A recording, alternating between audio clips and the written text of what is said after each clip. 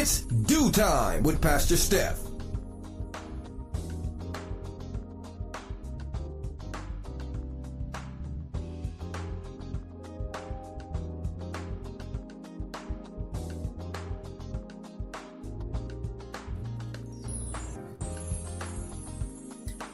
Good morning, good morning, good morning. Rise and shine. You're on with this Due Time with Pastor Steph. How are you this morning? That's what I like to hear. That's what I like to hear. For this is the day the Lord has made. Let us rejoice and be glad in it. So, where were you yesterday? Yesterday we were shaking the Monday morning blues with the Due Time crew, and we talked about signs that your marriage has money issues. Yes.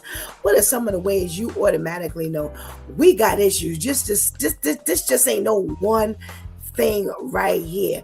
Well, frequent and heated arguments about money. That constant conversation that you're having, and it ain't no happy fellowship. All right. What about financial infidelity? I don't know. One person don't know what the other person's doing. How they say it? Don't let the left hand know what the right hand is doing. That's not supposed to be the way it goes, by the way. Just want you to know that. Okay. All right. What about using money as a weapon? Yes, that's one of the other ways we know that you got money issues in your marriage. We also talked about the things that you can do to resolve this. Vivian quoted yesterday the word of God that says, how do two walk together unless they agree? Listen, we can't get this done unless we are doing this on one accord. This can't be no 2 and 3 agendas. This can't be 2 and 3 goals. We got to make sure we're doing this once and for all and on one level. Okay? So that's how we, kind of ended up kind of semi-wrapping up this issue about money and your marriage, or marriage and money. Okay, well, we got the switch with Shantice yesterday, as we do every Monday morning. Stop blocking. When she first said it didn't do anything, but after like 60 seconds, it started clicking in and all of these things started pouring in. If you were on the line, I really hope that was happening for you as well. Was it clicking for you as well? I really hope so, because I got to tell you, it was pouring in and pouring in. Stop blocking came in so many ways. But if you want to stay contained to what we were talking about earlier before she got on, listen. Stop blocking someone else's growth. If you are in a marriage that has money issues, you should be praying for him, and you need to be praying for her. And above all, you need to be praying for you and making sure you're doing everything and anything that you can do to make sure that you are not a stumbling block to the other person. Yes.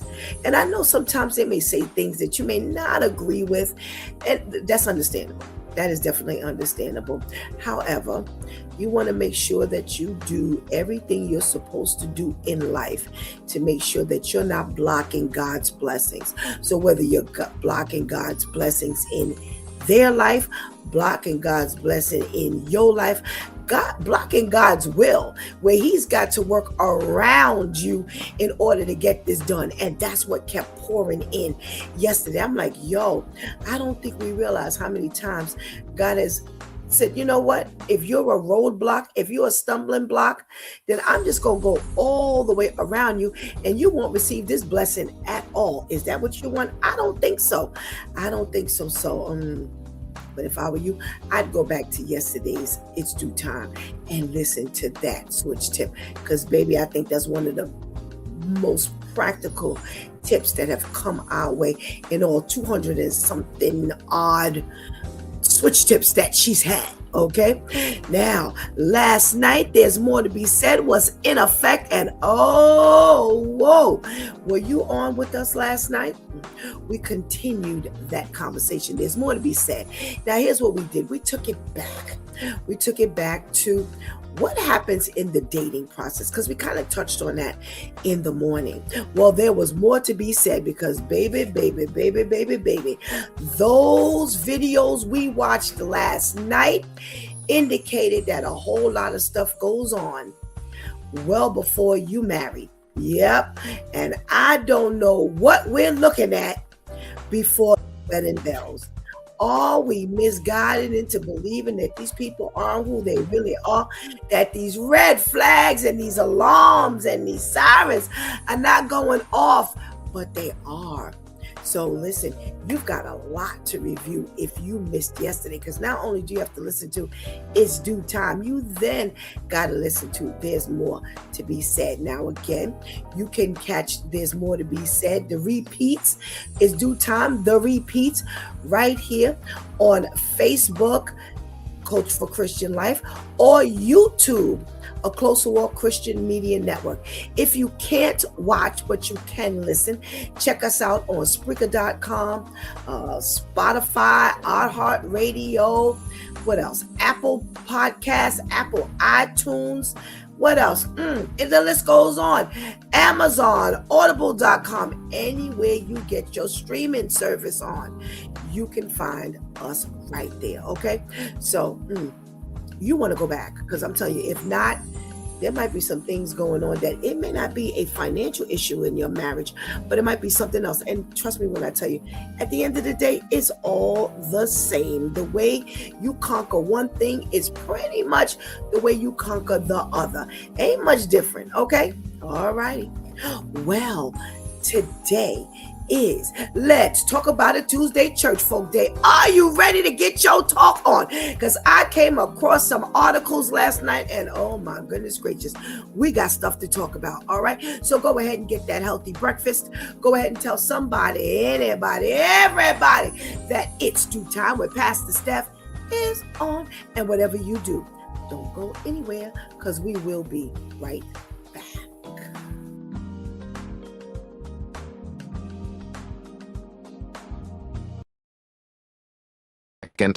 1963. Over 1,000 children walked out of school, some as young as 6 years old. They marched toward Birmingham City Hall singing "Freedom." Bull Connor, the city's public safety commissioner, arrested 959 children on day one. The next day, more children came. According to the National Civil Rights Museum, Connor ordered fire hoses turned on them, so powerful they ripped bark off trees and clothes off bodies. Police dogs attacked teenagers. The world watched on television. One photograph shocked the nation. Walter Gadsden, 15 years old, gripped by police while a dog lunged at his stomach. He wasn't even a protester. By May 7th, over 3,000 children were in jail. President Kennedy sent federal negotiators. According to historians, these images directly catalyzed the Civil Rights Act of 1964. Children stopped segregation, not politicians, not diplomats. Children who chose jail over silence. What would you risk for justice?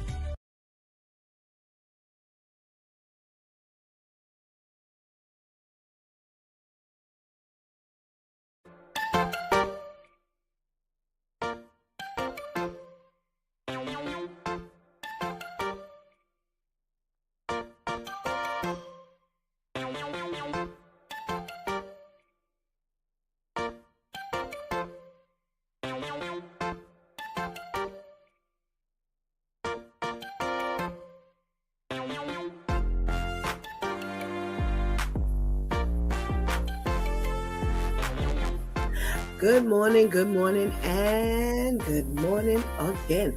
Welcome back to It's Due Time with Pastor Steph.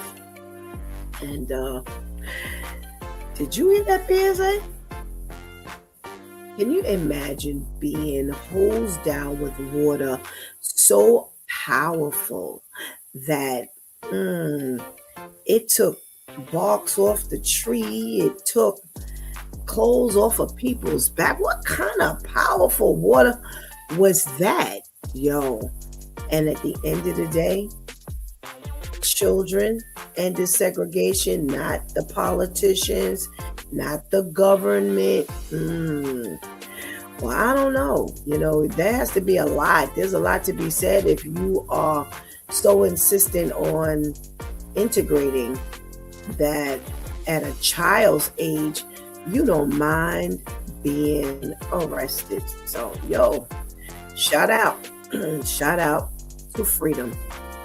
Shout out to freedom, because that's pretty much what that was. Just a free ability to, go to school where you want to go to school. That's the beginning. That's where it gets started. So shout out to them. Speaking of shout outs, you know what we do every single morning. If you're in the room, I'd love to know you're in the room. I'd love to give you a shout out. So please make sure you check in, because I don't know you're in the room unless you do so. Okay. Let's say good morning to our girl, Ketty. Excuse me. Hey, Ketty. Thank you so much for joining us. Terrence, where you been, my brother? I hope you're feeling well, better, good. Hey, good to see you. Good to see you. Miss your voice. Hey, Serge, good morning. Thank you so much for joining us this morning. And we've got a Clifford in the house. Good morning. Thank you so much for joining us this morning. I hope you hang around, if you're still there, to be a part of the conversation today. Well, we can't go any further without saying good morning to the ladies who hold it down each and every day. Let's say good morning to our girl Shantice. Hey, Shantice. And let's say good morning to our girl Anika. Excuse me. Good morning, Anika. Thank you so much for joining us. And Miss Grace, if you're out there, we want to give you a hearty good morning. We hope you're doing well. And I hope you don't have to go out in this weather. You get a little break today, so you can relax. All righty. Well, you know what we do on Tuesday morning. We got our trivia, and this was hard to come by last night. Oh my goodness! Of all days, I was getting a bunch of articles and no trivia. And you know how we do. I like to get my little trivia on to get this conversation kind of jump started on a Tuesday morning, since we're talking about some things. Well, I found an article that talked about some totally normal things that went on in the 80s that would be so weird today. So I don't know what's on this list, but let's get started. Smoking inside restaurants. It blows my mind thinking kids ran around outside while adults puffed away. Total 80s chaos. Yeah, I think about that all the time. How I used to work in an office where they had burn marks on the desk. Yeah, because what they would do is they would sit their cigarettes on the table, on the desk, and they would just burn and burn until it burned the table. I don't know. And then we were just inhaling all of that smoke, and it didn't bother us. And now, man, if a little smoke go your way, you're like, oh, yeah. So imagine all of the cancer that was just floating around back in the day. Oh my goodness.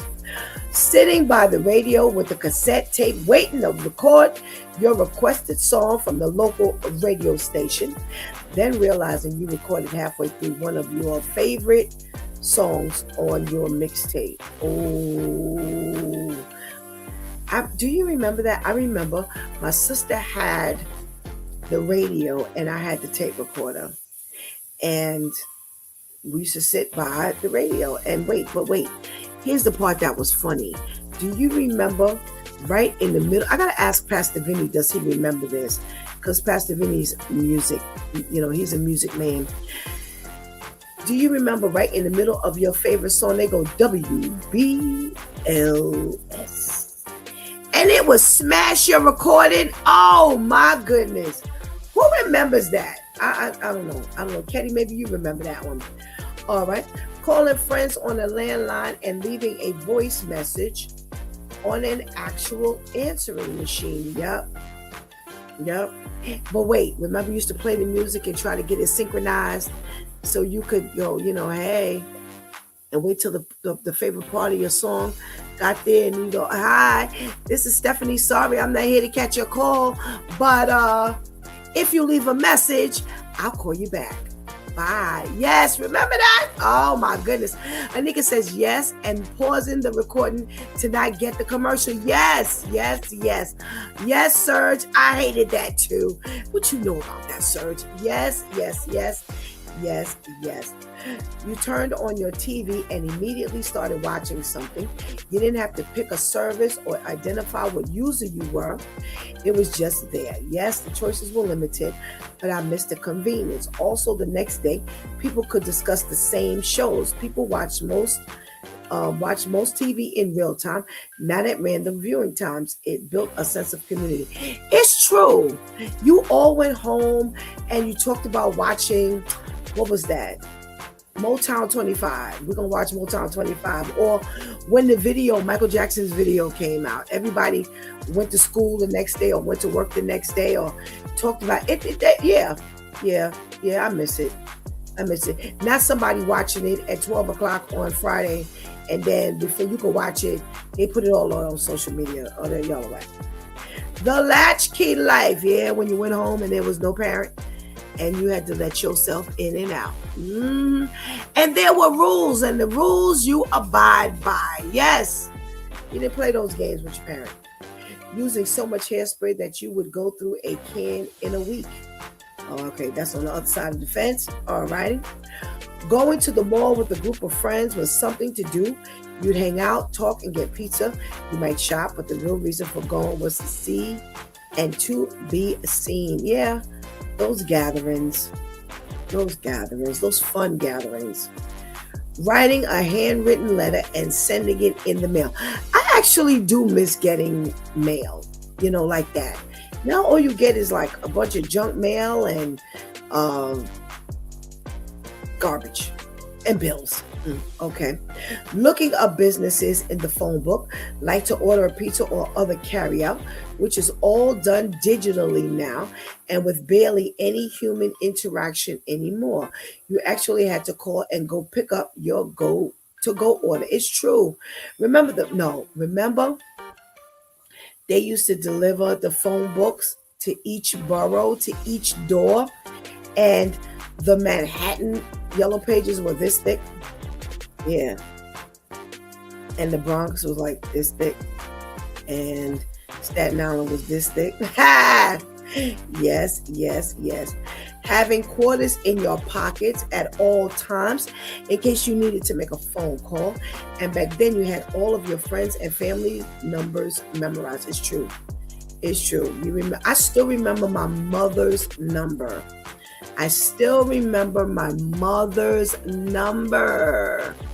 Yeah. I still remember our first phone number in that apartment. Yeah, don't ask me. I told you yesterday, I can't remember what I was doing 5 minutes ago, but I sure remember them phone numbers. Oh, Pastor Vinny says, I hated that public address announcement.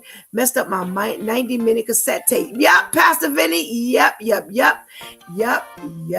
All righty. Shantice, we got somebody that we want to get rid of. Thank you very much. I so appreciate you being quick on the draw. Katie says, yes, I remember the phone books. All righty. Having to call repeatedly on the telephone to buy concert tickets the second they went on sale until you got through. You get a busy signal, I have to hang up and try again.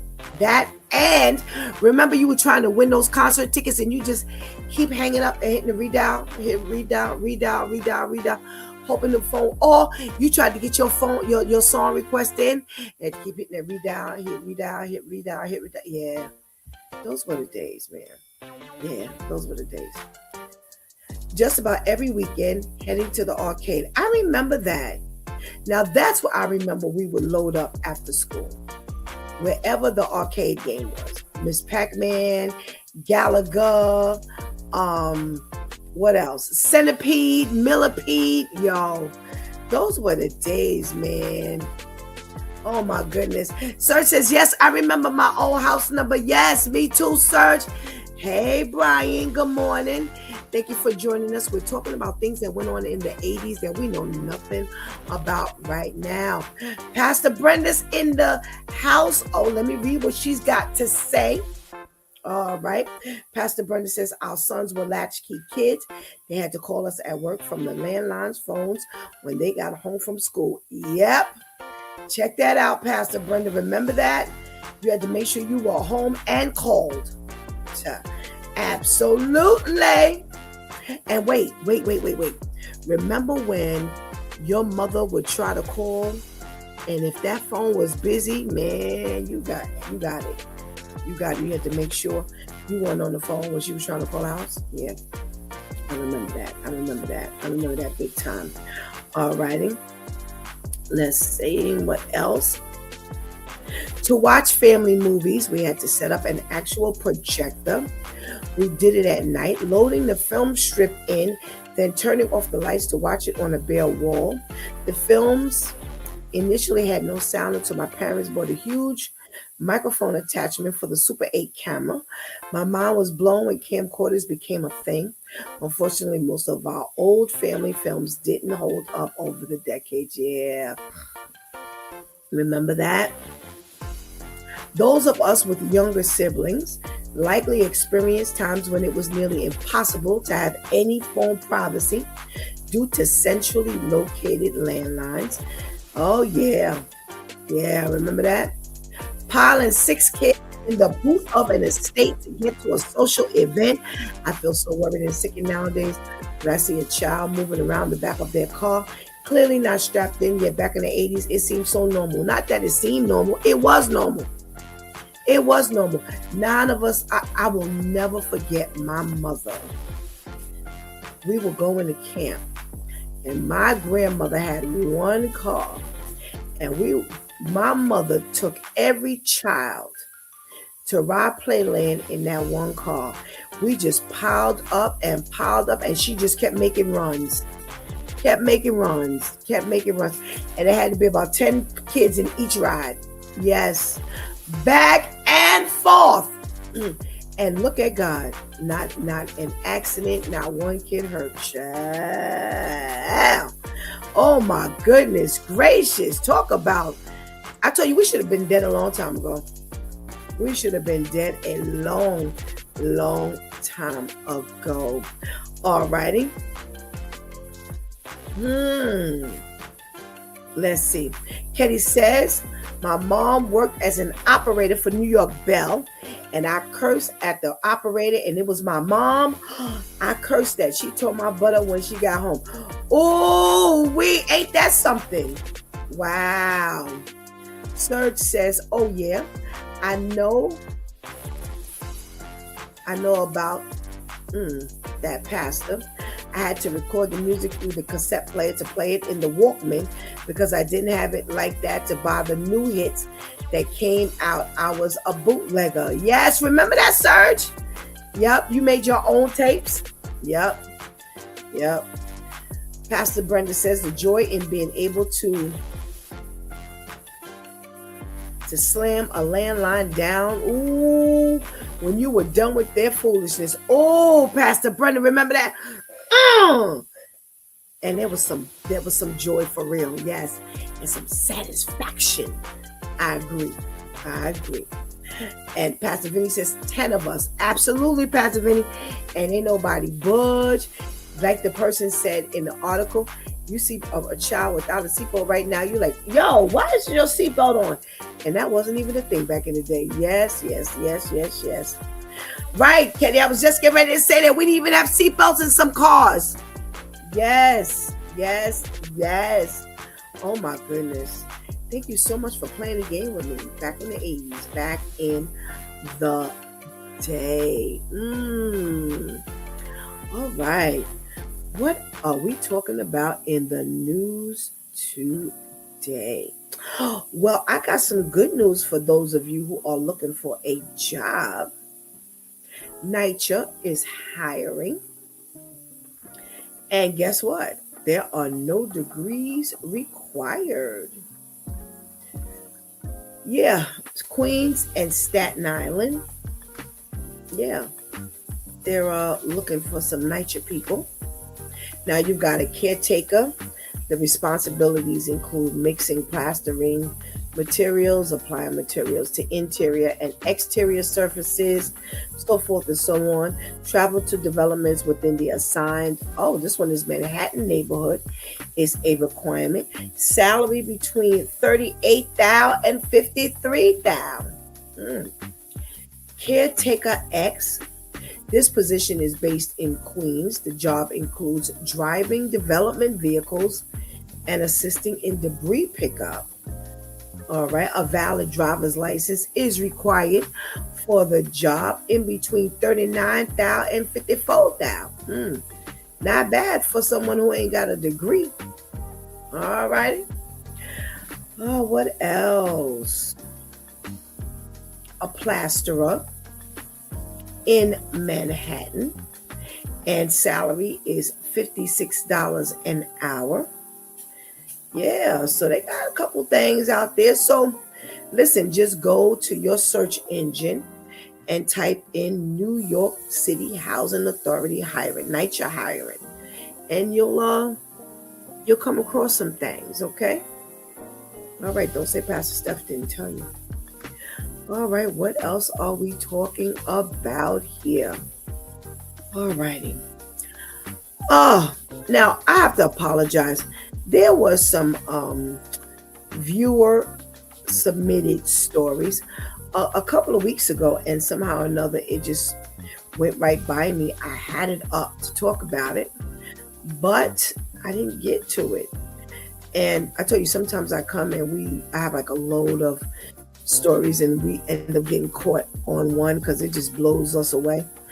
All right, so you have this mom who was investigated for letting her 6-year-old ride a scooter. Now, we just got finished talking about what went on back in the 80s that was normal, and this is pretty normal out in Georgia. There's a mom and a dad, not just a mom. So I don't know why they captioned it a mom, because this was a 2-parent household, but a mom let her 6-year-old ride his scooter solo from their Atlanta home all the way to a nearby playground. Now, oh my goodness, back in the day, we just left the house. Our parents sent us out, and we got from point A to point B. And if you were going to Miss Mary's house, you better call when you get to Miss Mary's house. And you won't go be at Miss Mary's house and your mama didn't know. All right. But the plan was to leave the 6-year-old to leave the house on a scooter with his little helmet on and get to point B at the playground. And the parents on that end would call her and let her know. Well, the route going there was fine. On the way back, some woman drove past her son and asked, where was his parents? Now, when he got home, he told mom what happened. And he told mom, I didn't answer her. I just kept coming. I just stayed home. Okay. Now, the playground was 3 blocks away. We're not talking about downtown, Manhattan, or you got to get on the highway. 3 blocks away. Pretty much they say like 4 minutes, and no big deal. They're not New York blocks, clearly, because it would have taken you a lot longer. And the next day, little did they know, he had been followed. And a couple of days later, the Department of Human Services showed up. Yep. Some representative showed up, and the mom and dad were home, asking them a bunch of questions, asking about supervised, trips, and how often was he let alone, and that they had some reports, and that these allegations were substantiated as, neglect. Well, they did some research, and come to find out that they sent a letter to the House then saying that the allegations were unsubstantiated. So, mom did get her lawyer. Mom and dad got their lawyer because it's like, how are you in our business? How are you in our business? We take care of our son. There's no problem. 3-4 minutes, you go, you come back, no big deal. Now, out in Georgia, they say that they don't have a real law regarding this. So that's another reason why, the attorney was important, because, as a parent, to have somebody show up at your house and tell them that, you got allegations of neglect and that they were substantiated, and only to find out that there are no rules for this. Well, they did some questioning, and they found that the American Academy of Pediatrics, they say that they feel that children ages 11 and 12 aren't quite able to handle emergency situations on their own. So in other words, I guess if you were going back and forth and something happened, could you handle it? And then they say, but they do have, children around that age that are very equipped and mature enough to handle those situations. Pastor Brenda just got finished talking about the latchkey kids. When we mentioned that her sons were latchkey kids, and I was a latchkey kid. I still have my key from the 7th grade when my mother gave it to me. Shantice hates for me to talk about that, but I'm telling yes, that those were during the days I was never absent or late. You remember those? Okay. So yeah, this is what we did back in the day, because you just had to be responsible. Pastor Brenda had 3 and Pastor Vinny had 3 boys. So you know what? They had to be responsible. Whether you were 11, 12, or 7 or 8. I remember me and my sister used to ride the bus to school, and there was a little boy on the bus who used to sit in that first seat. Yep, every day by himself. So you know what? You train your children to do what needs to be done, and you just keep them lifted in prayer. And, you hope that they get to the next location without any problem. Okay? So, again, this is a listener submitted story from a couple of weeks ago. And again, it slid by me. Jill Biden, ex-President Biden's wife. Yeah.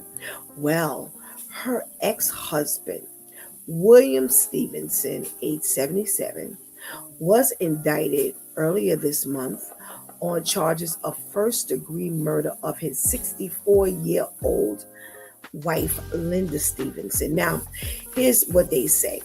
They say that she died, and they don't really have, at that time, they did not have a cause of death. They just, someone just found her dead. They said she was found unresponsive in her home, and after doing some weeks-long investigation, the grand jury indicted the husband of murder. So he is in jail on $500,000 bail. And I bet you Joe Biden is saying, I dodged that bullet. Yeah, because now I'm sure you wondering if that could have been you. Well, thank God it wasn't. And we sure hope that that's not the situation, that the husband killed the wife. But that's what they got in custody right now. So we thank you for submitting those stories. Sir said you just had, I don't know why I'm trying to do this long distance reading. You just had to add, you never was absent or late. Yes, Serge. You know how we do those things. I got to remind people. I was just that girl back in school. Yes. All righty. What else are we talking about in the news? Well, I got an update. Do y'all remember Colin Gray? Yes, he is the father of Colt Gray. And that was, I believe he was 13 or 14 at the time. Colt, yes, he was the one who took the AK-48, no, the AR-15 rifle to school. His father gave him that rifle as a Christmas present when he knew his son had been idolizing the shooter, the mass shooter from another school incident, and that he used to have like these pictures and all kinds of things.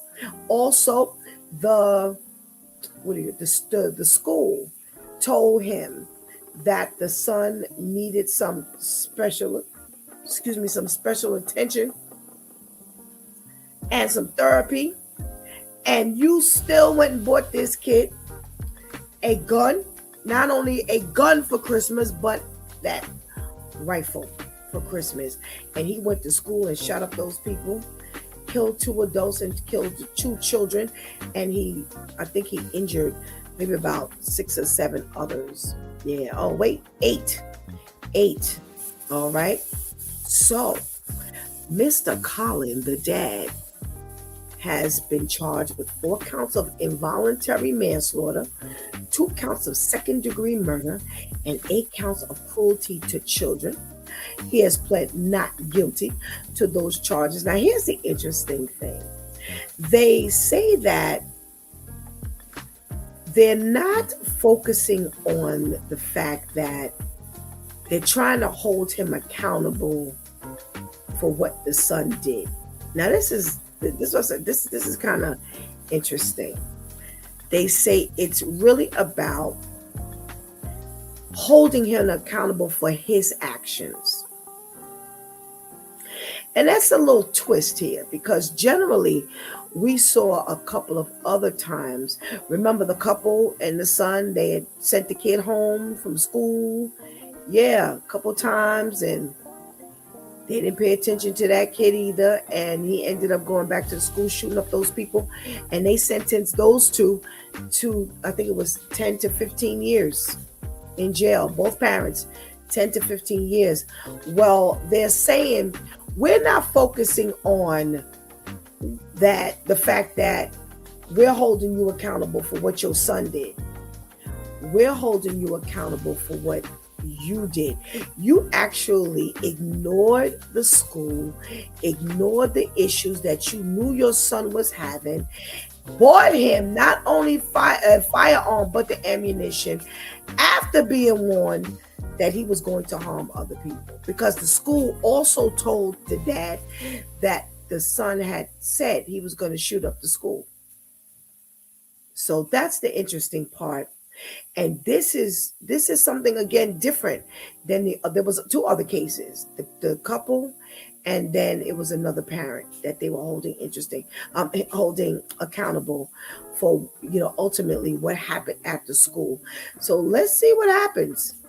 Let's see what happens with that. I'm going to follow this story, because we actually talked about this a couple of times, because we talked about it when it first happened, and we talked about it when they arrested the dad. Well, they're planning on smashing his father. So I don't know, at the end of the day, how this is all going to play out. I'm really interested in how this one is going to play out. Do you think that it matters? Do you think it matters as to whether the father actually is being held accountable for what the son did, or because they still can smash him because they did to the other parents that got 10 to 15 years, or should they hold him accountable for what he did? So that's why they're charging him with the actual murder, because had you not bought the gun and the ammunition, this would not have happened. Now, I got another story, and I'm trying to figure out if I should talk to I think I want to talk to my DuTime crew. Let's say good morning to Pastor Brenda and Pastor Vinny, Pastor Vinny and Pastor Brenda, Pastor Brenda and Pastor Vinny. I'm saying it both because guess what? I got them both in the house. Good morning. Good morning. Good morning. Hey, good morning. It's so wonderful to see not just one, but the two of you. Good morning. Good morning. Oh, how are you, Pastor Brenda? We've been missing you for a minute. Are you well? Oh, yeah, doing well. Got a chance to take a day off. We call it a sanity break, mental health day. Okay. A day after a holiday, so it worked out. Yeah. Oh, okay. Well, isn't it wonderful to get those opportunities and you're spending it with us? So Thank you so much. Thank you so much. Pastor Vinny, how you doing over there? I'm doing wonderful. Wonderful. Very good. Very good. So happy to have you with us. Thank you. Thank you so much. All right, we got some stuff to talk about before we got a longer story to talk about. I have no church folk topics, so I don't know where we're going from here. But you know what? God always leads us there, right? Oh yeah. So let's talk about, Pastor Brenda, you threw in the chat room that, back in the 80s, you had latchkey kids, and lo and behold, out in Georgia, they had these parents who sent their son to the park about 4 minutes away, 6 years old. Some may think it's a little too young, but listen, they were confident. They said the parents were going to meet him on the other side and call them and let them know. And some woman followed him home, asking him, hey, where are your parents? And he didn't answer. He just kept going. She followed him all the way home and called the authorities. Authorities show up. They say, hey, we've got some substantiated evidence of neglect. And, you shouldn't be sending your child out unaccompanied. And later on, they subsequently had to drop it. They ultimately rather had to drop it because they subsequently found out that there was no substantiated room for neglect, that there was no problem with that. Serge says, why does Pastor Vinny sound like a news anchor? Oh my goodness gracious. Wow. All righty, Pastor Vinny. Come on now. Oh my goodness gracious. All righty. So what my English teacher. That's right. You just doing your thing, right, Pastor Vinny? So what do you two think of this? It was a couple. So I'm coming to the couple who, you had to do what you had to do. You both had to hold down jobs. And, we all let our kids go out, maybe not at the age of 6, but what's your thought here? The age of 6, yeah, it's a little young, but again, the parents had confidence in this young man, arriving at his destination. If the Georgia streets are anything like Florida, we don't have a whole lot of sidewalk, so you are in the, you're in the midst of riding, at your own risk. I would hope and pray that, that the little boy had on a helmet as well. But of course,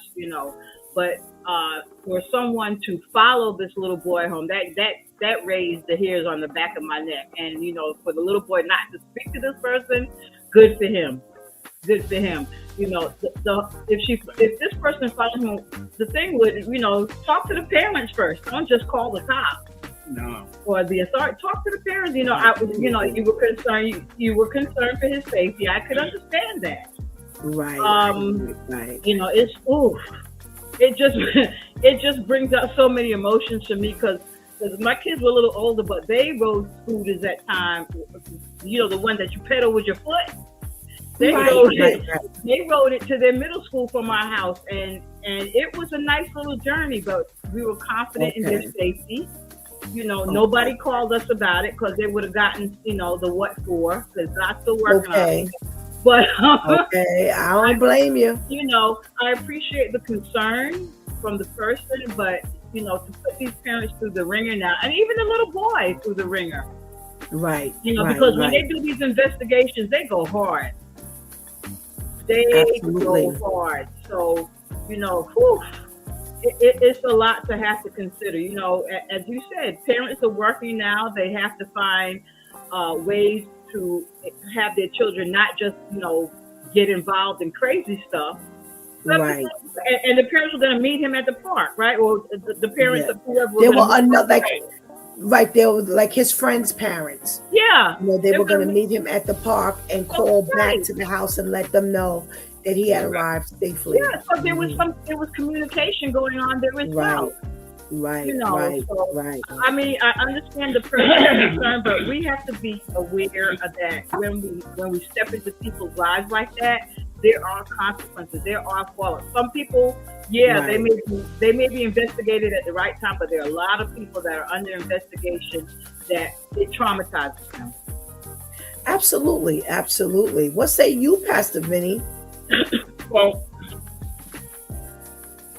there are some people. Let me be straight. Some people really need to mind their own business. Some people just really need to mind their own business. If this kid was reckless, if he was being a nuisance on the street or whatever, then maybe you have a case. But he had his helmet on. That's a tremendous, positive, on his behalf. He wasn't acting crazy or anything. He was just going home. He was on his way back home. Oh yeah. And and if it was like you said, 3 or 4 blocks away, it took them if they followed him, it took them nothing to see that he made it home. Right. He wasn't, making a right turn on Highway 1 and 75. Right. Up 95, and come on. All these things. And sometimes these I don't even want to call them officials. they just looking for low-hanging fruit so they can hang a number on it. Right. And they're trying to make a quota. That's wrong. That's wrong. That's aggravating. That's really aggravating. Absolutely. We got to check in from Miss Herlima. Hey, Miss Herlima. Good morning. Thank you so much for joining us. As you were talking, my mind just kept going to, all right, so you followed him home. You asked him where his parents were. He didn't answer you, and you completely went home. That's why you knew where, to submit this address to submit, rather. So here's my thing. If you were really concerned, why not knock on the door and say, you know what? I don't want to be in your business, but I want to let you know that I actually was able to follow him home. And if I was some miscreant, I would have been able to snatch him up in the car. Right. I know he may have been going maybe a little short distance, but I just want you to be aware that if I was able to do it, maybe somebody else was able to do it. And I think that would have sounded a bigger alarm than you calling the authorities on me. Because, again, they're thinking he's 6, he's on the school, the guy's little helmet, he's only going 4 blocks, they're going to call me, when he gets on the other end. But what you would have sounded the alarm is he may not have made it to the other end, as short as 4 blocks is. And I think you as parents, me as a parent, I think that would have really kind of jolted us a little more than somebody showing up to my door saying that I'm negligent. Right. Because that's only going to make me mad. Opposed to someone in the neighborhood looking out for my baby. Thank you. I'm like, you know what? You're right. Thank you so much. That's something to think about. I really appreciate you. Now we've got a friend. Now, Right. so Right. this makes me believe that you really weren't doing this for the right reason. Mm-hmm. You know, and how you, just like you said, Pastor Vinny, you just in somebody's business. Your concern was not the child. Right. You know what I'm saying? So I really think that would have been a much better approach, and really would have kind of sent some alarms up in the parents, and maybe they would have just thought differently, because that is the case. If they were able to talk to him and follow him home, somebody else could have been able to do that as well. So you know what? People just don't. Are we going? Oh, okay, there's church folk. Shantice, write that down, because I ain't gonna remember it in a few minutes. Are we doing what we're supposed to be doing? Or are we meddling or involving ourselves or inserting ourselves in the wrong way? Let's see what Pastor KL has got to say about this thing. Good morning, Pastor KL. Good morning, pastors. How are you guys doing? Good morning, my brother. How are you? How are you? Slow motion better than no motion. That's right. All right. Amen. All right, Pastor KL. We're talking about the authorities that were called on these parents because they allowed their 6-year-old to kind of go to the park alone, and they were accused of being negligent. A case was open, and then at the end of the day, it was unsubstantiated negligence, so they ended up dropping the case.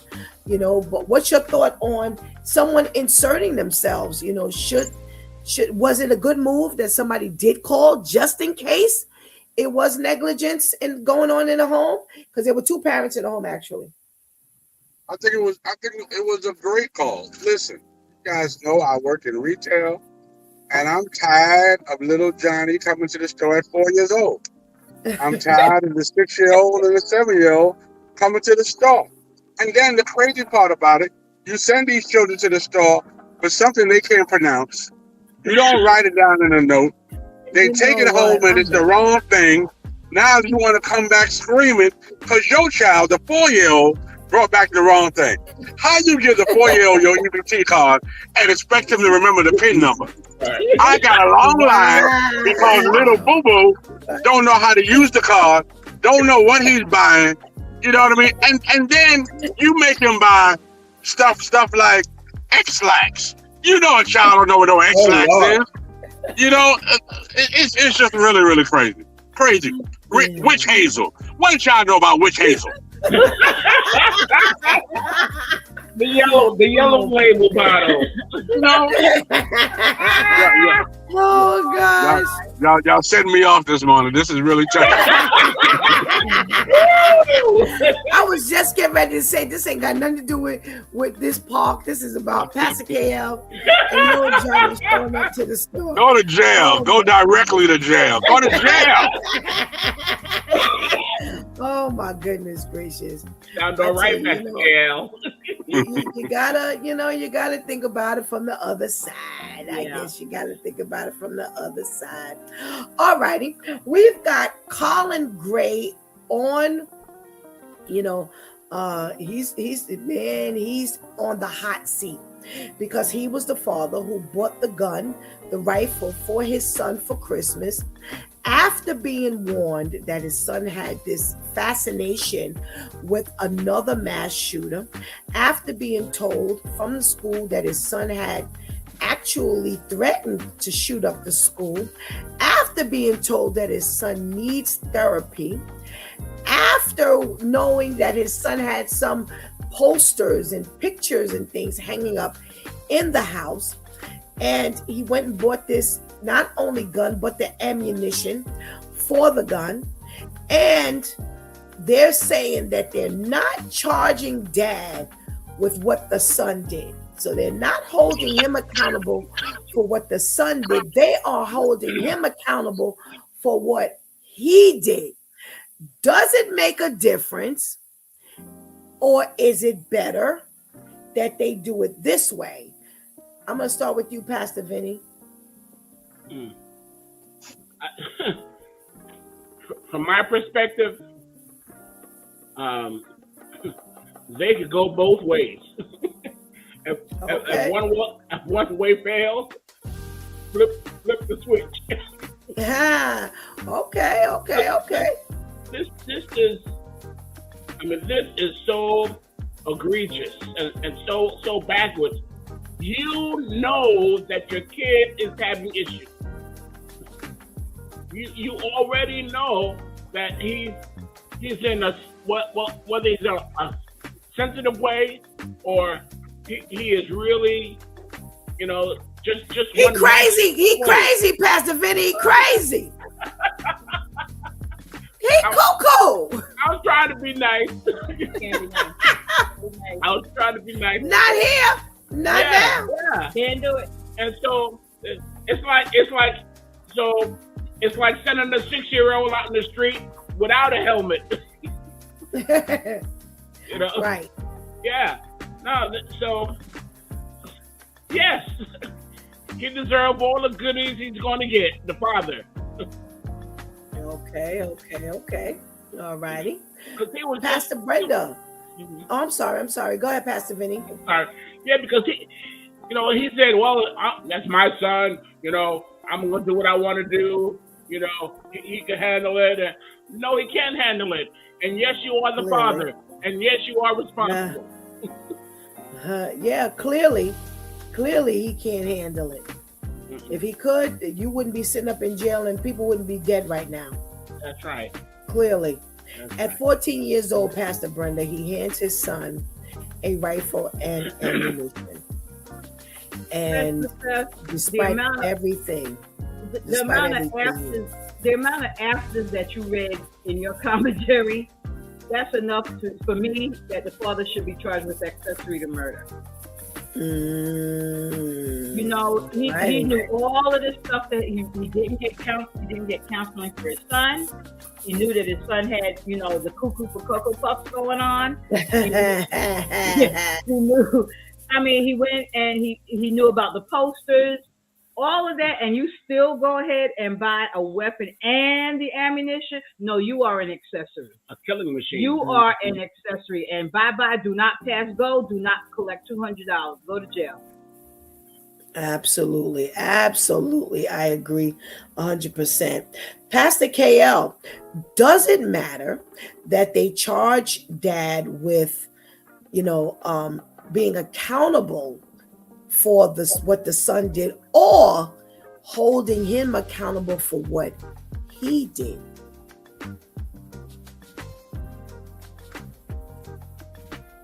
Pastor KL, hello. Can't hear you. He's out of his car. I'm here. Yeah, he's out of his car. Okay. All righty. Y'all took me off. I don't know. Y'all didn't want to hear what I had to say. Don't try it. Y'all thought I was homicidal because of the 4-year-old.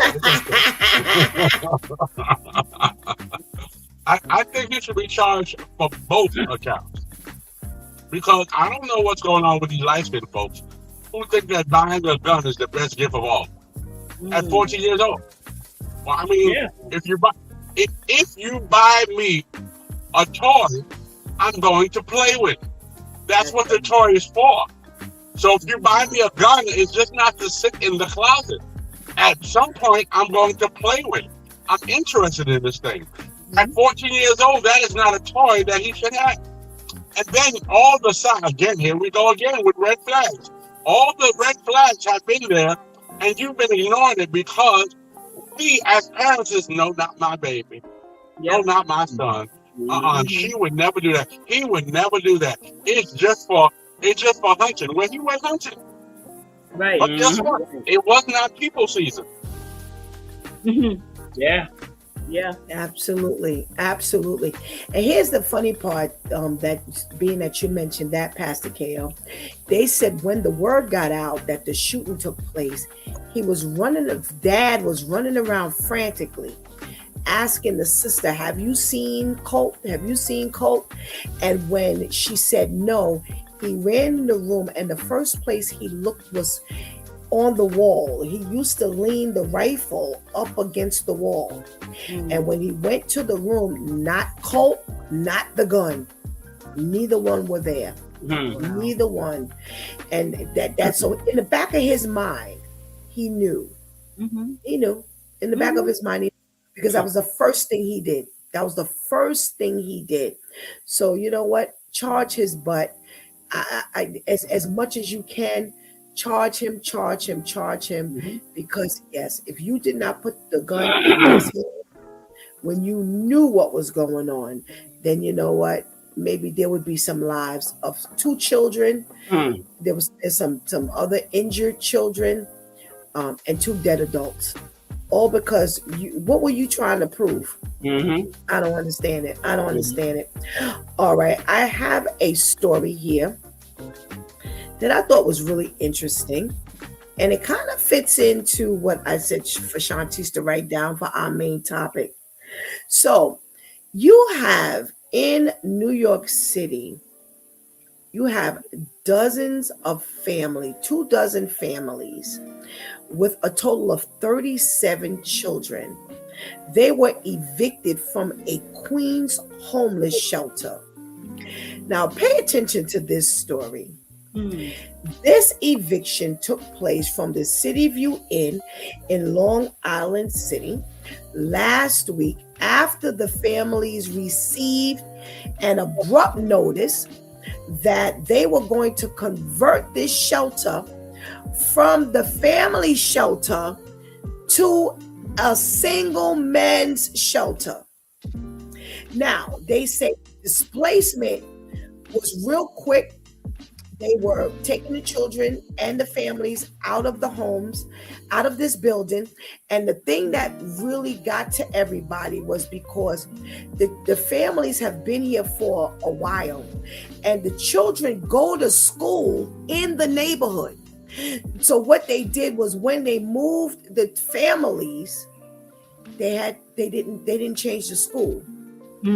So now they moved the children from the neighborhood where they've gotten accustomed to, where they could actually, some of them could actually walk to school, or parents were walking the children to the school.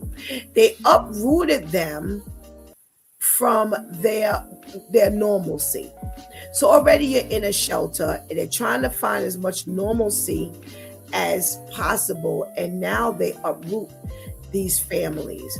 Now they've been asking Mayor Mamdani, who's just started January 1st, to help them. There was a constant plea to help them, because they were asking what's going on, where you're not just moving a bunch of adults, you're moving the adults and the children, and now you're uprooting these children. Now, one of the council members, Julie Wong in Queens, in that area, she's been on it, and she's been asking as well for them to, for Mamdani to step in, because this is some leftover garbage from Mayor Eric Adams.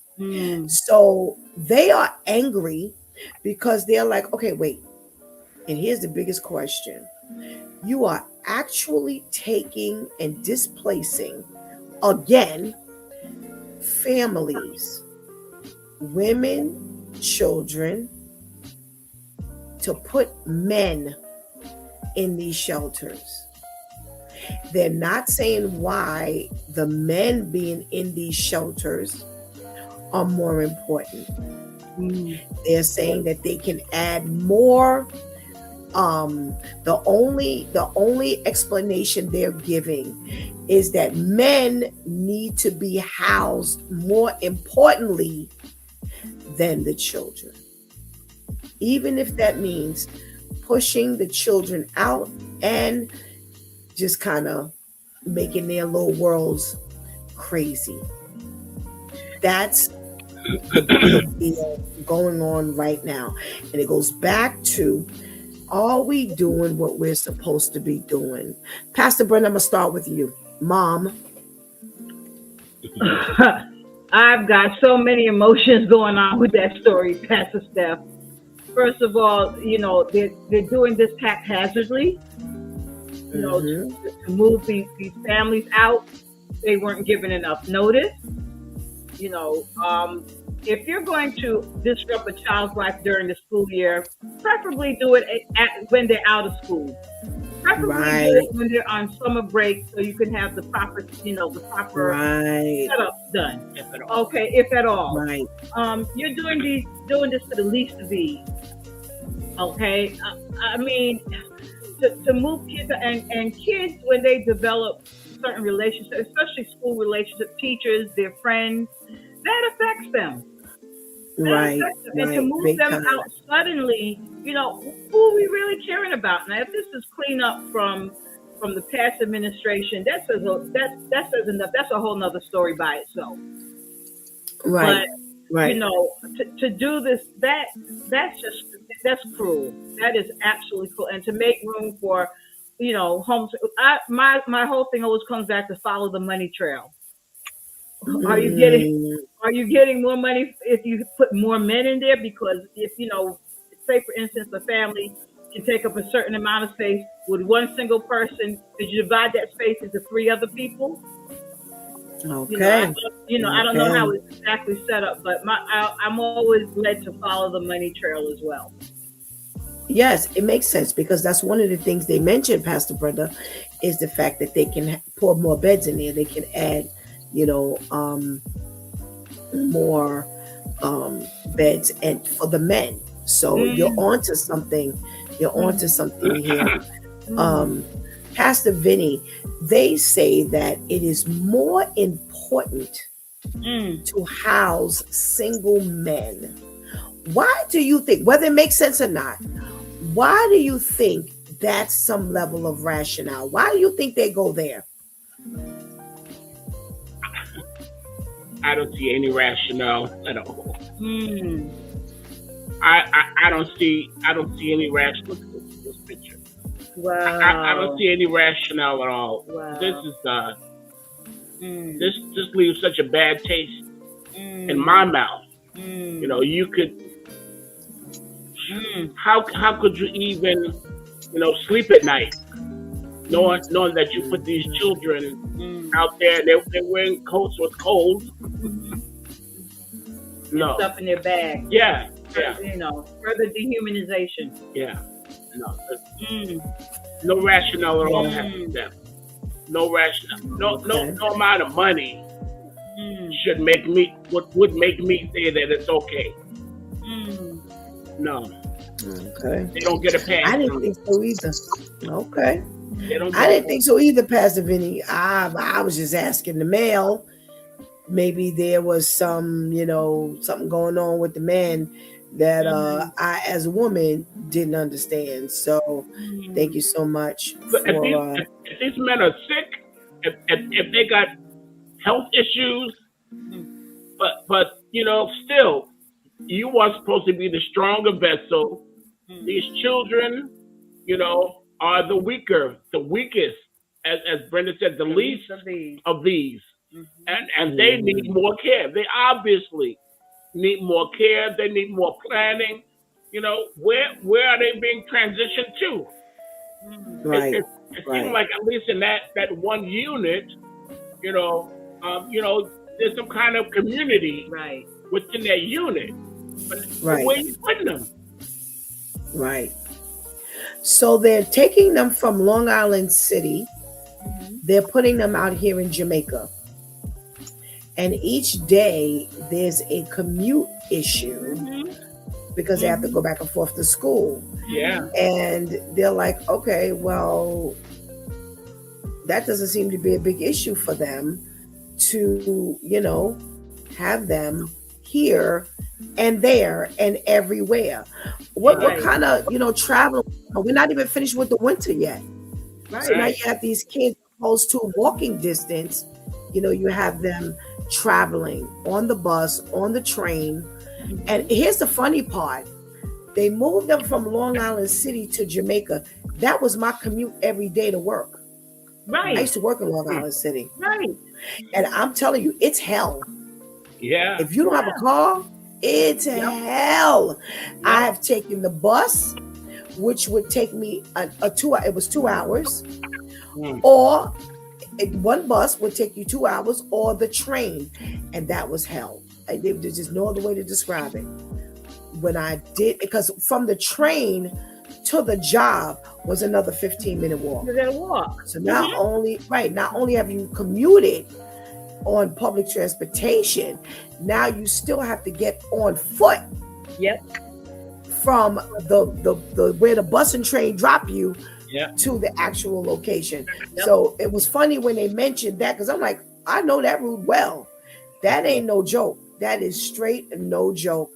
And if you're in a certain part of Long Island City, oh, you really twisted. Yep. You're really twisted. Yep. So it's a mess. Pastor KL, they're moving these entire families. They say there are 24 families with 37 children involved. The children are in school. They are settled. They have been here for quite some time. Why uproot them to change this and convert this into a male shelter? Yeah, I think it's crazy, first of all, and not from experience, but I would believe that being displaced, being in a homeless shelter by itself, it's an emergency, it's an emotional tragedy, by itself. Right. And then now, I'm already emotional. Now you're hyping that up even more, because now I have to move again. How long did it take me to get comfortable where I am? Now I have to change this all over again. And then, how old are these children? Are they from 4 years old and up? 6-year-old now got to go somewhere else and get on a bus? Right. And I know you send them around the department to the bodega, but you ain't sending them across the city on a bus. No one's thinking about that. Not only that, I'm already homeless. I already have no money. How is that feasible for me? Yeah. Are you paying for transportation? Because remember, you just said the children walk to school. So now they're no longer walking to school. And transportation in New York is expensive. Are you putting that bill? And then when you look at what you have to do to move these folks, is it really beneficial to have the men in here? Doesn't the move and the men financially weigh about the same? Once you think about how I got to get all these children over here, how I got to get all these families over here, then no, I don't think it's a win-win. I think we lose it all around. Yep. I agree 100%. Now, it's funny because the last piece of this article says that when they're younger, they say kindergarten through 6th grades are entitled to busing if they've been placed in temporary housing. Upper grade students would receive like Metro cards, Omni cards to commute. Now, still, you're talking about busing. That's a lot. That's still a lot. You're still talking about uprooting their children, uprooting from your friends, uprooting from your neighborhood. And I agree 100%. Being in a shelter is already traumatizing. Yeah. And now I got to move, opposed to leaving these families here and the next move is in permanent housing. Correct. So now you're shuffling people all around, all over the place. It's got to be I'm with you, Pastor Brenda. It's got to be a financial thing. Because other than this, it ain't making no sense. It's now, not making Pastor Steph, did they get rid of the Metro cards now that you have to now when you use the subway so that's an additional cost. Suppose now the family doesn't have a cell phone. Because don't you have to use a cell phone to swipe to get onto the subway, or is that changed? Well, so here's the thing. What they're saying is for the younger grades, kindergarten through 6th grade, they'll provide them, let's say, a bus that would pick them up. Right. And take them. And then for the older children, they give them Metro cards. What they consider Metro cards. They give them an Omni card. So those cards are loaded for the year. They don't have to, and that's even with regular students.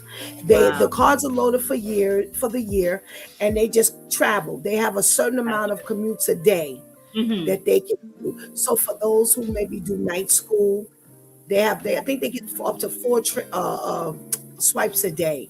So that gives them an opportunity to go to school, go to night school, go back, like back and forth. Yeah. So that transportation part is taken care of. So I guess they figure if they do transportation already for the babies, and they give the older kids Metro cards, then that solves the problem. But there's so much more to this. Right. There is so much more to this, like you all have brought out. It's not just about can we get them from the school there. It's the total uprooting of this entire thing. And this emotional and mental connection, because so in these shelters you end up operating a lot like one big family. Everyone kind of gets to know one another. So maybe you leave somebody, the so-and-so's playing with so-and-so's kids and blah blah blah blah blah, and the community shifts because we're all in the same boat. Right. We understand one another's plight. Now you move, and now you got a whole different set of people we got to get adjusted to, a whole different environment we got to get adjusted to. So there's a whole lot more than, that's why I said the last paragraph of this article talks about that the transportation, but that's like only a small portion of this entire issue.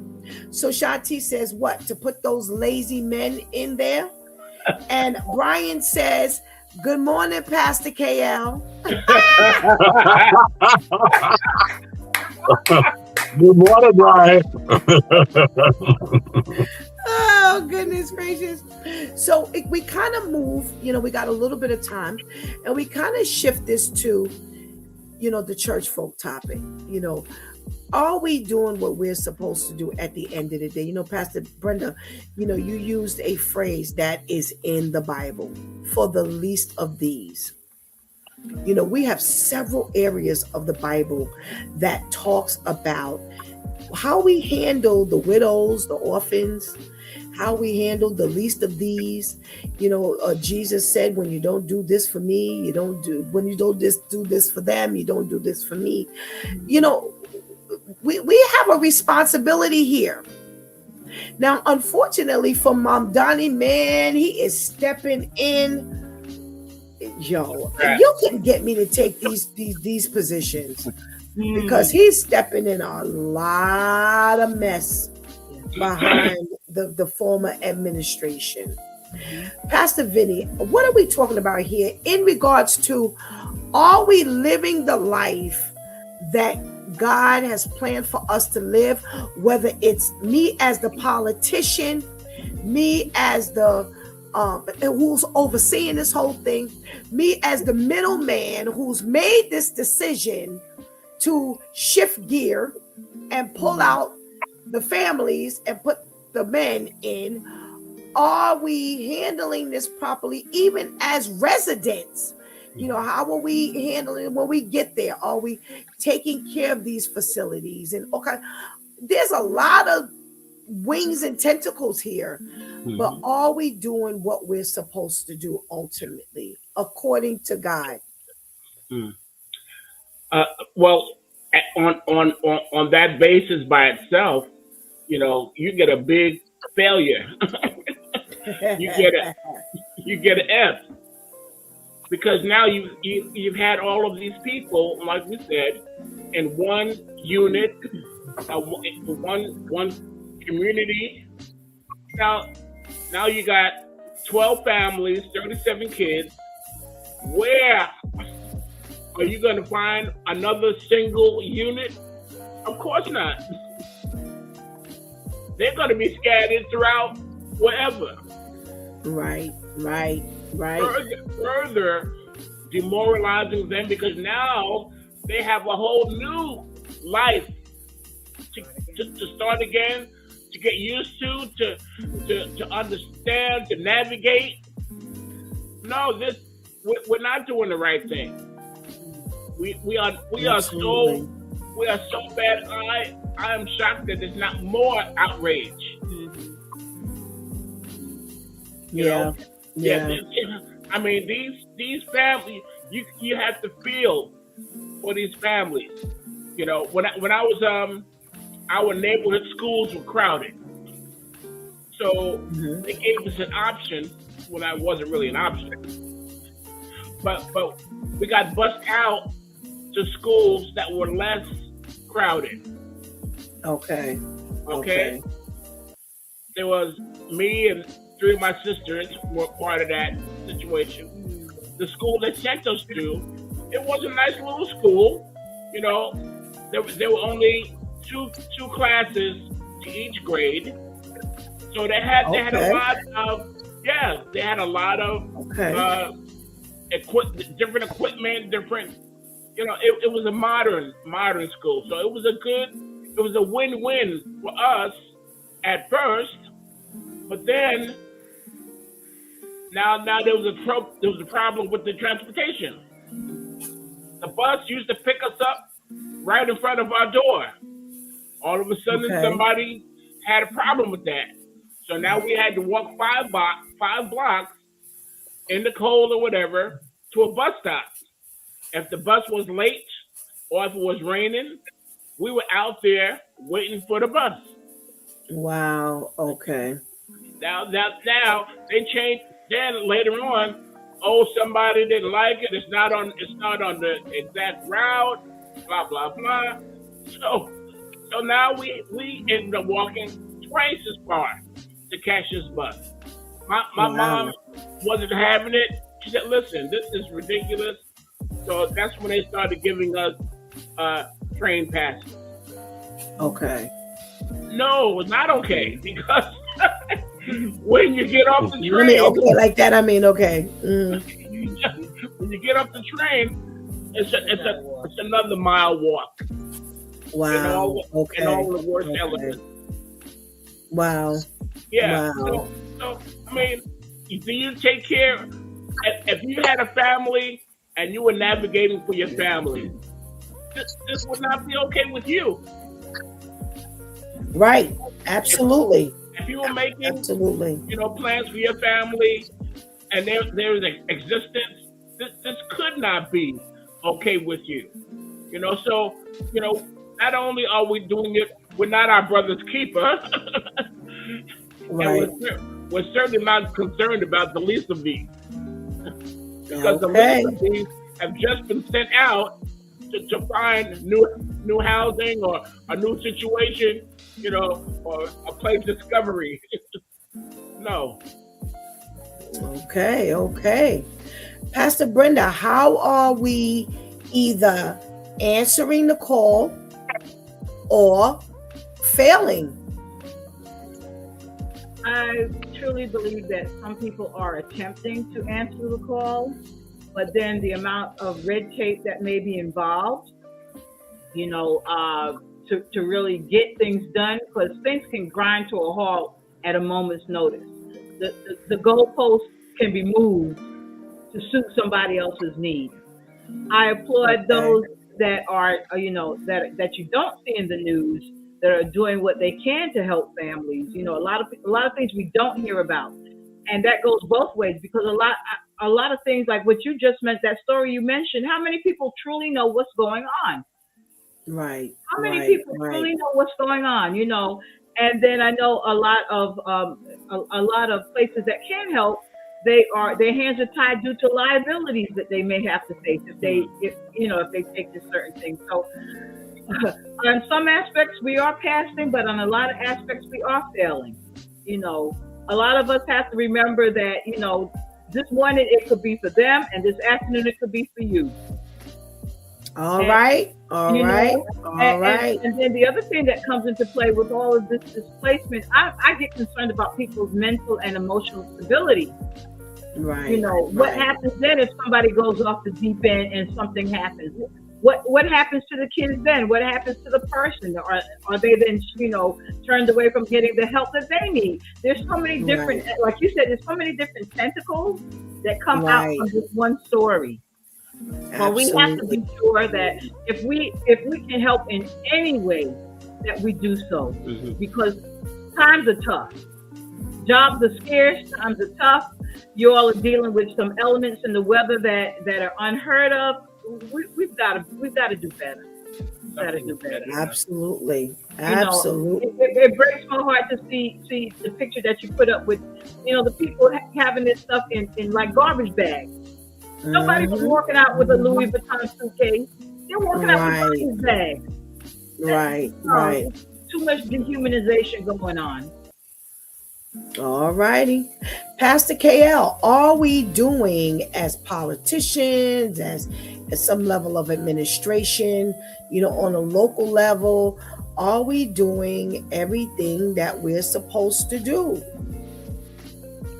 Well, okay, so from the spiritual point, I don't think so. You mentioned that this gentleman picked up from where somebody else left off. So at some point, we didn't write the vision and we didn't make it plain. At some point, at some point, we're just moving. You know what I mean? We're trying this, we're trying that, but no one has wrote the vision. Because if you wrote the vision, it would pinpoint all these other instances that could come up. Mm-hmm. Right. When you have a vision, the vision says, well, what happens if this child this, or what happens if this mother this, or that's part of the vision. And then as you write the vision, after the vision has been written, then you explain the vision so that it can be carried out. This is what we're going to do. This way, everybody is involved. Now, I'm sure at some point from the last term or from this term, they heard rumors that you probably have to move. But no one made it plain. No one said how we were going to move, when we were going to move, what would happen when we moved, where would we move. They just said move. So no one wrote the vision. And if you can't write the vision, you can't make it plain. All right. Miss Halima is where I was going to comment on. She says, and then parents can't make it to the parent-teachers meeting, and then you'll accuse them of not being interested. And you're right, Miss Halima, and that's one of the things that came across my mind. All right, what happens when you got to get to that school because your kid is sick? What happens? I'm way out in, way out here, and my kid is way over there. And I remember when 9/11 took place, all the parents were going to the schools to pull the kids out. They were calling parents. Some schools were literally calling parents to come pick up the kids. You can't make that. That's one of the reasons why when you're in younger, like elementary school, it's zoned. Right. There has to be a certain school for every amount of miles, so it's accessible. I got a 2-hour commute to get my kid instantaneously. There's no thought to this, like Ms. Halima said. So now you've got this parent-teachers meeting that takes place. You're not promising me. There's your question. There's your answer, Pastor Brenda, about what happens to their car fare. Because you're commuting the children during the day, but when the parents got to get to the school for parent-teachers meeting, who's to say they got money for all of that? Opposed to being in a zoned school where they could just walk to. It wouldn't even matter whether they have, a car fare or not, like you brought up a little while ago. So all of these things are important. Let's shift this to the church. Are we doing everything we're supposed to do? There are so many people out here who don't have any desire to go to church because of what they see, of what has been displayed as church behavior, church etiquette, how church people are supposed to behave, so forth and so on. Are we doing what we're supposed to do? Pastor Brenda, is that why so many people are still lost in this world? Ooh, that's a good one, Pastor Steph, because there've been instances that we've heard of here where people constantly go to the church to get assistance. It's like they feel like the church is their paycheck. They constantly go, and so a lot of churches have put stipulations on the amount of help that they were given. Now the flip side is that if you see that people are suffering, you have a duty to help. You have a duty to help. There are some churches that will provide showers, haircuts, etc. To do it. It's, again, a lot of it is not publicized. But there are some churches that will do it. Again, a lot of them are concerned with the liability that comes into play when you're providing Right. But on a grand scale, because I don't like putting everybody under that big umbrella, because everybody may feel something different. But according to what a lot of people, the churches aren't stepping up to help. And that's a sad commentary. That's a sad commentary. We get so invested in when I say we, people get so invested in doing a building and having certain programs and making sure they raise enough money for pastor's anniversary. Meanwhile, people in your own congregation are suffering. Right. They're suffering. A lot of people are unemployed. A lot of people can't pay their rent. And, then when they do ask, it's like, it almost feels like they're begging for blood. But, it's our responsibility to have the right discernment. And as Pastor Cass said, a lot of denominations that we know of have something in place for people who are displaced. So, and kudos to those that can do it. A lot of smaller congregations may not be able to do the grand scale, but do something. Right. Do something. How many of us have clothes in our closet that have tags on them? We still haven't worn them. Don't even look at that. We haven't worn, okay? Suits that we can donate. Okay. That we, hit dogs always holler the loudest. But but there's so much that we can do. And not to say, that you can give. There are a lot of churches that ask for donations. A lot of 501c3 that ask for donations of clothes that not being used. Please do your best. Do your best that we can take care of the least of these. All righty. Pastor Vinny, what say you? Is the church really holding down their end of the responsibility? Are they doing everything that they're supposed to do?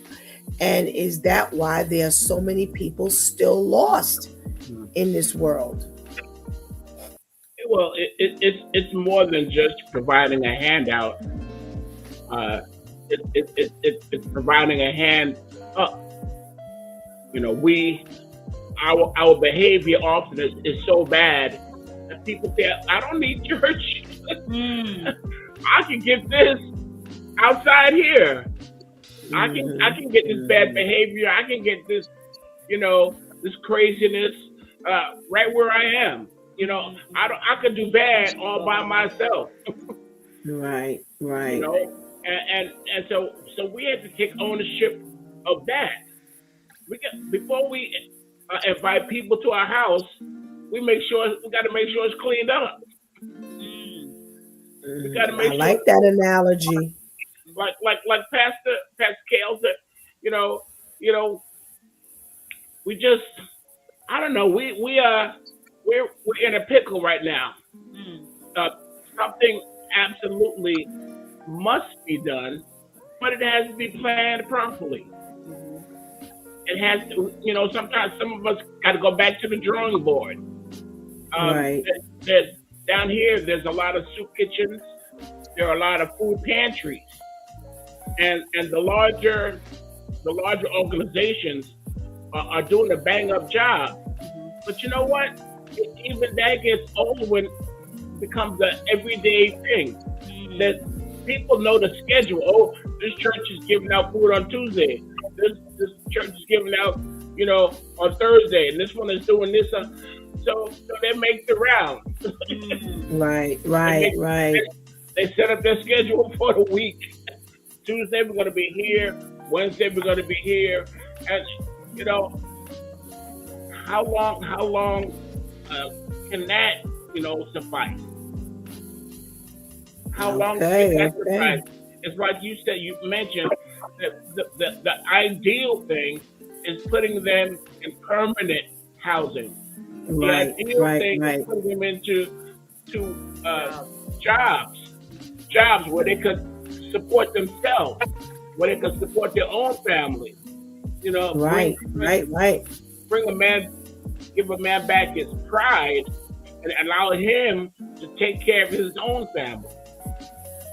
Right. You know? Absolutely. How do we do that? Planning, training. You know. Absolutely. Pastor KL, we're talking about the spiritually lost as well. Are we doing the church? Are we doing what we're supposed to do and to help find the lost? Not just are we providing them clothes or food or shelter, but what can we do spiritually? Are we doing what we're supposed to do? You know what? The Stokes, they made grand points. I want to take it from another side. I heard Pastor Benny say, when you invite somebody to your house, it has to be clean. The only way they see it's clean is that they have to come to the house. Right. That's the only way they can see it clean. And then, a lot of us, in my former days, I clean it for the moment because I know I got company coming. You know what I mean? But tomorrow, I don't care because ain't nobody coming to the house. Now, a lot of people, if you will, they won't come to the house. They'll already bash the house without even seeing the house. How many times have we went to McDonald's and they've gotten our order wrong? We got mad, but next week we're back at McDonald's. We're back at McDonald's at the same place that messed up our order. But here you are bashing the church because of things that you've heard. You never even went to put it in order. Right. You have not even gotten there to let them mess up your order.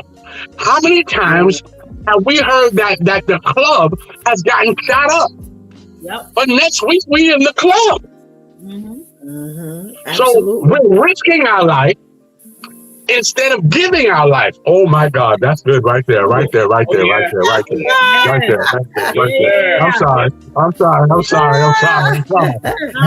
But it would make sense. So here we are casting stones at places we've never been. That's crazy. Absolutely. And always waiting for another excuse as to why we don't go. That's why I don't go. And you weren't going no way. Stop. You weren't going no way. You got this new excuse as to why you don't go. Oh, we got a lot of work to do, whether it's shelter, clothes, food, or whether it's spiritual food that we're giving, where we're drawing people to the house of God. We got work to do. And let's continue to ask ourselves, are we doing what we're supposed to do? All right. Terrence says, now we know who got clothes with tags still on them. Oh, Terrence. Yeah, they told it all, Terrence. They told it all this morning. They told it all. They ratted on one another. All right. Prayer 911 Daytona. Are we on tonight? Yes, we are planning on being on tonight at 7 p.m. If you are outside of the local listening area, you can join us on the website www.joy1063fm.com at 7 p.m. Eastern. All righty. Well, who said that earlier? Serge? That's Pastor Brenda's radio voice.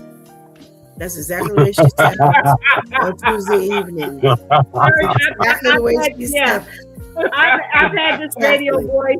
I've had this radio voice since high school. I used to do a radio broadcast at Brooklyn Technical High School. Oh, Brooklyn Tech. Okay. Yeah, so we had a local radio station there. So yes, I do have a radio voice from all those years. Sure do.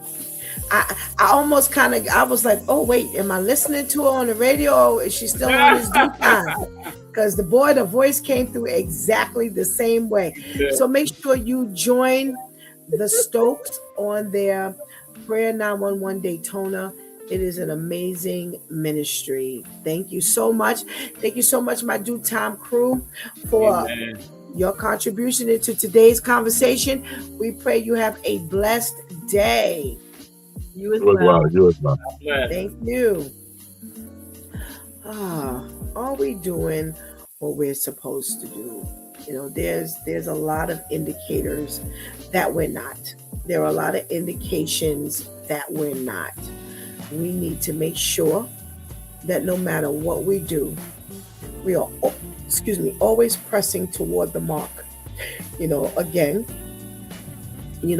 Pastor Brenda said, you know, if you have to do this for the least of these, look out for the widow, look out for the orphan. To say that you need these rooms and these beds, and you can fit more beds in if you convert this into a homeless shelter for men, because men need this shelter more. Are we talking about, are we if we don't put the men in the shelters, now they'll be roaming the streets all night. Now they become part of the crime families, and if they're mentally ill, now we've got new issues. Is that what you're talking about? Then listen, I say what I've said a million times, what we have said here a million times on Is Due Time. New York City is full of vacancies, vacant buildings, vacant lots, vacant property. There's no reason why you have to trade one for another. What are we not doing? What are we not paying attention to? What are we not handling properly, like Pastor KL said, from the very beginning? And I'm sure, like it was, alluded to, there is something in your contract when you sign that at any given moment, you can be asked to move. But are we asking them to move for the right reason? Are we doing what we're supposed to do to keep like Pastor Brendan said, the mental weight of life down? You're talking about children. And I'm telling you, big messes were once little messes. Who is aiding to make these baby messes that will ultimately become big messes, because they won't be handled, they won't be detected as a problem. They'll just move through life and they'll just make bad decisions, and they'll become migratory people because they've had to flow from here to there. They won't get their feet planted. They'll not know what it means to be settled. All of these things matter in your formative years, and yet in all of the bureaucracy and nonsense and chaos of this world, I keep saying there's a war on children. We have a serious war on against our children, and we've got to make sure we do what we're supposed to do. Now, here's the thing. It always comes back to the church. The Word of God says, if my people who are called by my name would repent and change and turn from their wicked and evil ways, I will then hear their cry and heal the land. What are we not doing? Those of us who are claiming to be Christian people, what is the church not doing? Where is the church failing? Are they helping us with what we need to do to help the community? What? New York City is full of vacancies. There shouldn't be a homeless person nowhere near the way it is.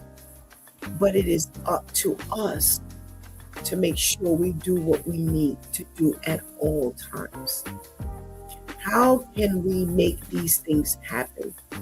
Well, again, write the plan out, make it plain. You've got to put it down. I said this last night. Write out everything, because it doesn't become real until you're actually looking at it. Until you're looking at that paper, does it actually become something that you can actually work on? What are we doing as a church? How are we merging? Are we so catty in the church? Are we worrying about the wrong things in the church. I had a pastor tell me, I'm not involving myself with anything because I don't want us to just keep having church. Okay. What he meant was, we're having these women anniversaries and these, men anniversaries and these women days and youth days. And at the end of the day, we're doing nothing but celebrating, trying to put together a good program. I can get with that. I don't want to focus on that. I want to know we're doing something. I want to know we're learning something. I want to know we're growing. Well, what are we doing to make sure that? We can't just put this at a halt and not do anything. And I'm not alluding to the fact that he is or they are. My point is there's something to be said about noticing that we're not just having church as usual. And a lot of churches, that's what they do. It's just a matter of opening up them doors each week, letting the people come up in there. Those who come up in there, they're not doing any outreach. They're not doing anything. Well, half the church can't get themselves together. The church is a big mess. And it's from making bad decisions.